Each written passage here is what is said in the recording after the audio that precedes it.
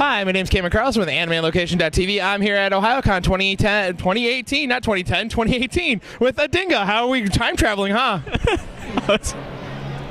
Yeah, it's 2018. I think it's 2018. It totally is. So we're gonna just jump right into this. How did you get started in the world of music? So I was kind of a band kid when I was younger, and as I got older, I started playing drums, and then I got exposed to dubstep in high school. Like, a friend showed me it because they were like, "Oh, look at this cool stuff," and like, some of my friends were spinning it at like house parties, and I just picked up Virtual DJ, played around with it on mouse and keyboard, and discovered I was good at it. So it worked out. Alrighty, that works out great. So when you're doing a set, how do you know what to play based off the crowd's feelings? You sort of look at like who's jumping and where. Usually there's like this cascade of like different energy levels as you go towards the back of a room, and you sort of have to see like how far back am I actually like resonating with people. And different songs will do different things. You know, some of them get people jumping, some will like get like the b-boys going, and the circle will open up towards the back. So I just sort of like look up occasionally because I tend to do a lot while I'm looking at my setup, but like I usually will like check up occasionally and be like, oh, are people actually dancing all the way through the room, as opposed to like a certain subsection, and sort of go from there. Change it up if they're not. So. Alrighty. So EDM is part of becoming a bigger and bigger part of American pop culture and bigger part of American music. So how's your take on it? I think it blew up a lot of it came from like sort of that dubstep explosion that was in like 2008.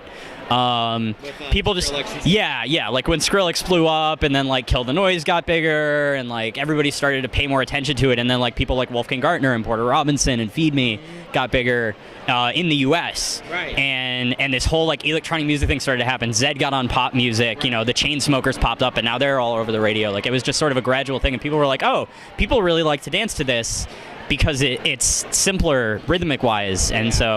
And it just sort of expanded from there.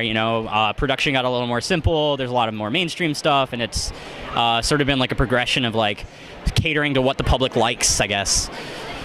I mean, I love it. I mean, but I don't go to dances. That's the best part. I love it. I mean, I know all the artists you just listed off too, and I was fans of them before they got big too. Yeah, So when you're coming up with new material, what musical influences are you inspired by? My biggest one early on was definitely like Porter Robinson and Wolfgang Gartner. When they were making like Complextro and like that like dirty aggressive electro house in like 2010. I was all over that. Yeah, Porter was just starting. He only had like 6 songs out. If that. He had produced under Eco Wraith, but like he wasn't famous, and he only had like random tracks. You have to like hunt for those. But yeah, I mean, it was really those two initially, and then like my friend showed me Feed Me, and then at that point I started to like look more into Beatport, follow like labels, and see what was coming up by genre, and like at that point I just expanded to like, oh, I like these 30 artists, and just started finding like random people. So now I just like, when I'm on SoundCloud, I just find random new people who are popping up, and they're just really good, and you could find a lot of cool music that's just made by somebody in their room who's like just getting started. Because there's so many resources available now for production. So I mean, yeah, that's the best part. Is the internet has allowed that to occur and happen now. Oh, yeah. Yeah. So now, again, you've been playing for the last 5 years of your life, and where has been one of your favorite places to play? I know that you're a big Ohio area guy, and I know you kind of stay more within the Midwest, but where are some places that you're like, hey, this has been kind of fun to go to? I think my favorite experience thus far was probably like Youmacon 2016, because I'd been going to the con for a couple years, and being on stage was like unreal. I was watching the crowd. I was, I think, third, and I was watching the crowd go crazy for the people before me, and I was like, how am I going to do this? And when I got up there, I played one song, and people were like, oh, they're bouncing around.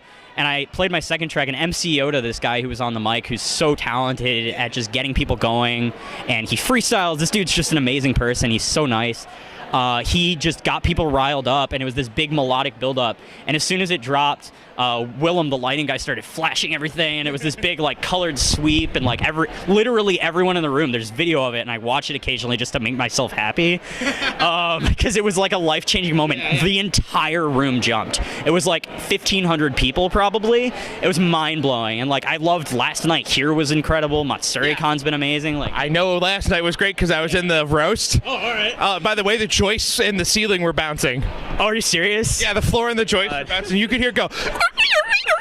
Like, you're like, what is somebody like doing something? Like, what? You're like, is that like a dog like having problems? Like, no, that's from the rave monkey and the joist bounce in the ceiling. That's our bad. Oh, there's dust coming out of the ceiling. Jesus, tonight's gonna be even bigger. I'm so ready. Like, it's gonna be amazing. Yeah, it was actually quite fun just being in the roaster. You could feel the whole floor swaying as like I couldn't keep the camera steady at one point because it's going. I'm like, all right, that's gonna be fun footage.